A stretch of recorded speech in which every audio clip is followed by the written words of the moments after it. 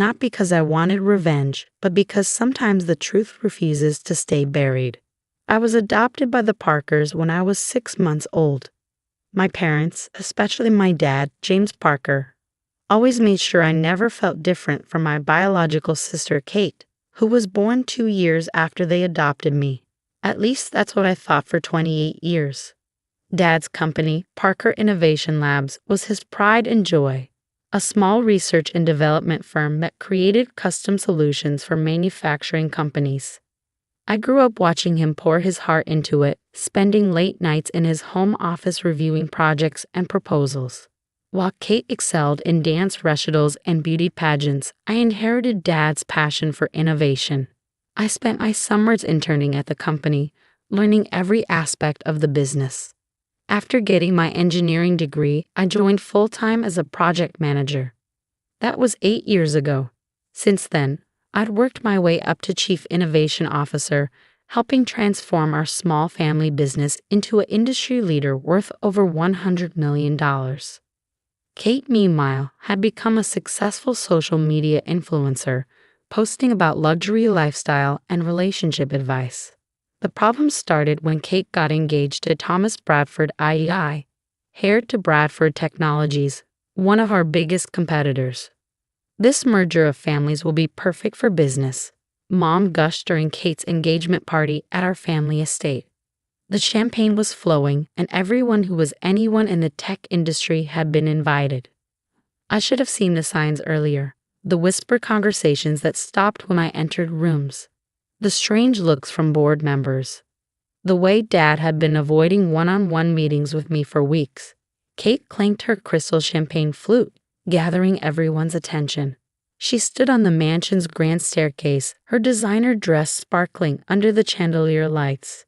Thomas stood beside her, looking every bit the proud future CEO he was being groomed to be. "Thank you all for coming to celebrate our engagement," Kate beamed. "But there's something else we need to address tonight."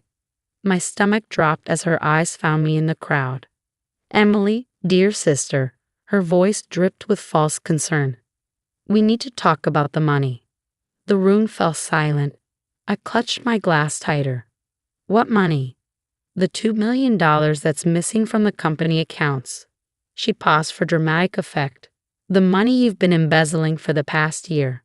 The accusation hit me like a physical blow. Whispers erupted around the room.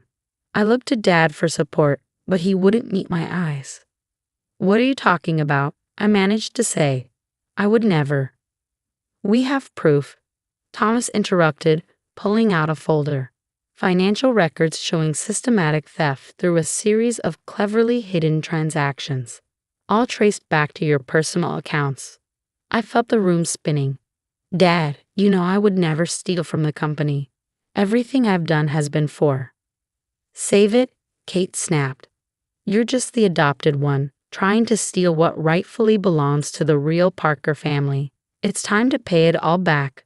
The silence that followed her words was deafening. I waited for Dad to defend me, to say something, anything.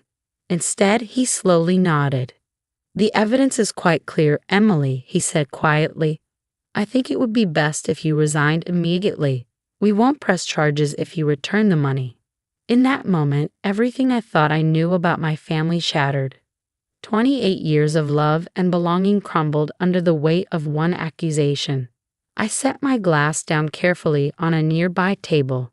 "You want me to resign? Fine, I quit. But you should check those financial records more carefully before you make accusations." I walked out of the party with my head held high, ignoring the whispers and stares. As I reached my car, I heard Kate's voice ring out from the doorway. "Don't forget to return your company laptop and phone. We wouldn't want you deleting any evidence." I smiled despite the tears threatening to fall. My sister had always been so focused on appearances that she never bothered to learn how the company actually worked. She had no idea that for the past 3 years I'd been documenting everything. That night, as I sat in my home office, I began implementing the contingency plan I created but hoped never to use. Years of watching other family businesses implode had taught me to always be prepared for betrayal. I pulled out my personal laptop and accessed a secure server that Kate and Thomas didn't know existed. Every email, every transaction, every piece of evidence showing who had really been stealing from the company. It was all there, waiting to be revealed. Kate's wedding was in a week. She planned an extravagant ceremony at the city's most exclusive venue, with over 500 guests, including every major player in the tech industry. She'd spent months ensuring it would be the social event of the year. Little did she know, I had my own plans for her special day. Sometimes the best revenge isn't about destroying someone's future. It's about revealing the truth about their past. As I prepared for bed that night, my phone buzzed with a text from Kate. "Don't even think about coming to the wedding. Security has your photo." I replied with a simple smiley face emoji. She had no idea that I didn't need an invitation to crash her perfect day. After all, I designed the venue's security system myself. The next 7 days would change everything. But first, I had some calls to make. The morning of Kate's wedding dawned bright and clear. While she was probably getting her hair and makeup done at the Peninsula Hotel's presidential suite, I was in my home office making final preparations. The last week had been busy. I'd reached out to key industry contacts, set up meetings with the SEC, and gathered irrefutable evidence of what had really been happening at Parker Innovation Labs. But my most important call had been to someone Kate had completely forgotten about, our company's original programmer, Old Joe. Joe had worked for Dad since the beginning, creating our core software systems. Kate and Thomas thought he retired 6 months ago. They didn't know he still maintained backdoor access to all company servers at my request. "Got everything?" I texted Joe at 9 a.m., all downloaded and verified. He replied, "They never changed the master passwords. Amateurs." I smiled, thinking of Kate's face when she realized her clever financial tricks weren't so clever after all. The money she accused me of stealing, every penny could be traced back to offshore accounts belonging to her fiancé's family. At precisely 2 p.m., I parked my car 2 blocks from the St. Regis Hotel. The wedding was scheduled for 4 p.m. in the Grand Ballroom. Security was tight. Kate had made sure of that. But she'd forgotten one crucial detail. I'd installed the hotel's entire security infrastructure 3 years ago through Parker Innovation Labs. I walked through the service entrance, nodding to the kitchen staff who recognized me from the system installation. My fingerprints still worked on the biometric locks, another oversight. I made my way to the control room, where my old friend Marcus was working security. "Emily?" He looked surprised. "They said you were banned." I handed him a USB drive. "Marcus, remember when I saved your job last year after that breach? I need a favor." 20 minutes later, I was settled in the ballroom's upper control booth. Below, guests were arriving, the who's who of the tech industry, all dressed in their finest. Mom was greeting people, wearing an expensive new dress.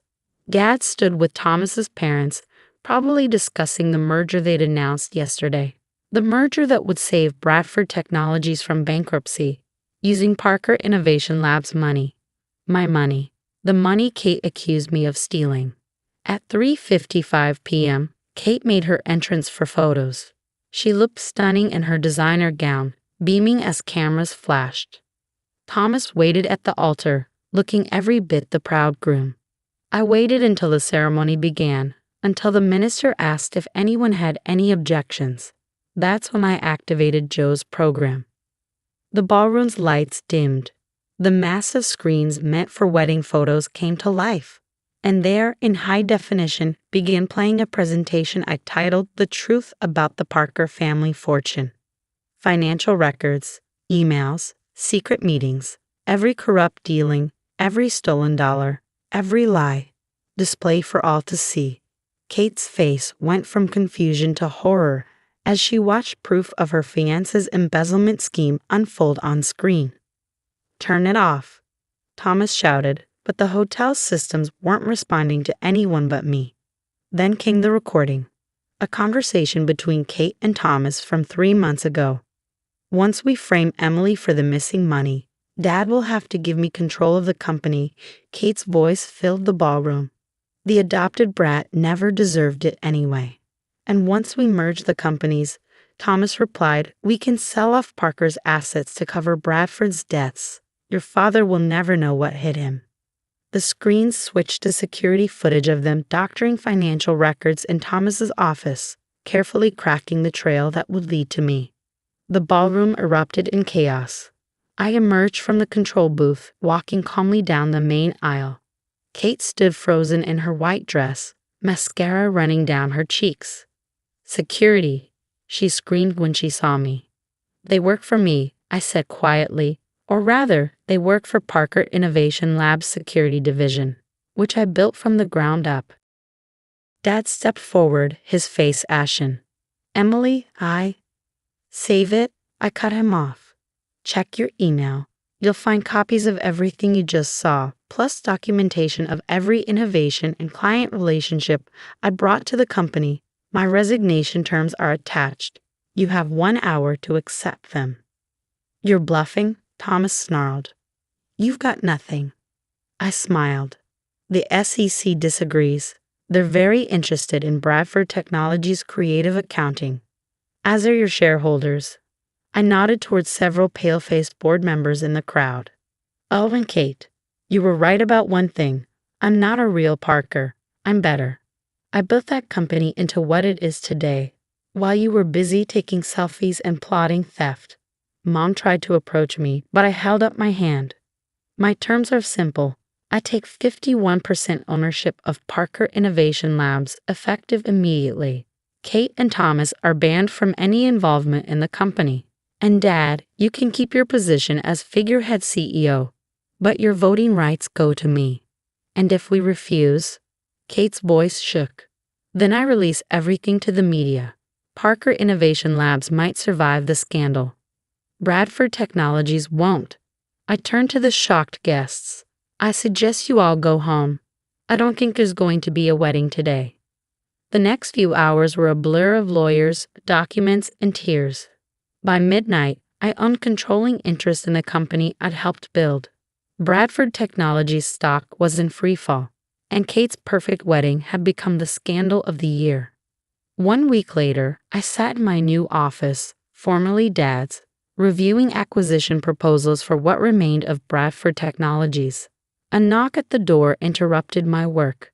It was Dad, looking older than I'd ever seen him. I should have believed in you, he said quietly. Yes, you should have. Can we have her fix this? I thought about it. Maybe. Not as father and daughter, you lost that right at the engagement party. But as business partners, we'll see. You taught me my first lesson about innovation. Sometimes you have to tear something down completely before you can build it back better. He nodded sadly and left. I turned back to my window, looking out at the city skyline. My phone buzzed. A text from Kate. I'm sorry. I was wrong about everything. I didn't reply. Some apologies come too late. They say success is the best revenge, but I disagree. The best revenge is forcing people to face their own lies. Kate wanted a wedding that everyone would remember. Well, she got her wish, just not in the way she planned. As for me, I'm still the same person who loves innovation and building things. The only difference is now everyone knows what I'm capable of, and no one will ever call me just the adopted one again.